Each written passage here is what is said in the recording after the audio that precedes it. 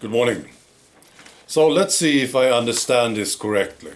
So the drug companies, Moderna, Pfizer and the others, they were mixing things together and put them in small little tiny jars and said, we want to give this to people. We want to jab everybody with this, right?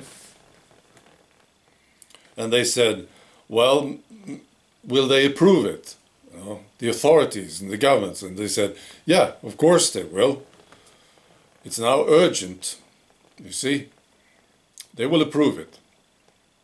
And this is exactly what they did. The governments, they said, yeah, sure, we will buy this from you. Millions and millions of doses. Yeah, just send me these jars, you see, lots of them. And the health authorities all over the world, they said, yeah, we will approve this. We are approving it. This is fine. This is safe. And media, they were cheering and applauding. And then they started to jab people. Right? And now it was up to the people to figure out what was in it. What was in these jars? See? And people started to ask questions. And they said, I think there's metal in this one. Right? I think maybe there's graphene in this one. You see? And the governments and big pharma and media, they said, oh, shut up. You shouldn't ask these questions.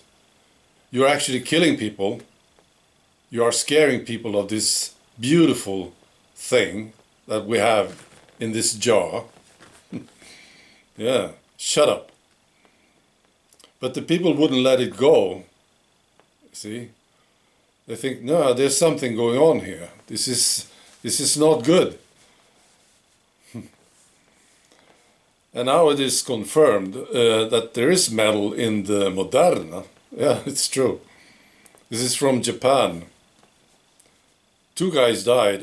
They were in their 30s. They died in August after getting the shot, the Moderna. So they started to look into it, and they found metallic substances in the shot. So they stopped that batch. They said, oh, it's just this batch. We stopped this one. Yeah. Because Moderna said, oh, it was just a mistake or something. Yeah. There shouldn't be any metal. But there were 2 regions in Japan who stopped the Moderna altogether. So what's next? Graphene? Maybe. Yeah. Isn't this beautiful? They left it to us to figure out what was in it. Yeah. Wow. Right. I also want to tell you this. It's sort of heating up here in Sweden, in this politically correct country. Yeah. And there's just a good example of this. There's a newspaper called Expressen. It's one of the biggest newspapers in Sweden. They are starting to write stuff that is not politically correct, you see. And the other day they wrote an article about how a Somali woman was getting about $3,100 US a month in benefits. That's pretty good, yeah. And they also wrote about how many immigrants are unemployed and live on benefits. Yeah. Thousands and thousands and thousands of people, immigrants, unemployed, living on benefits here in Sweden. So they wrote this article, and then they were contacted by this guy from the government. Yeah. His name is Max Ney.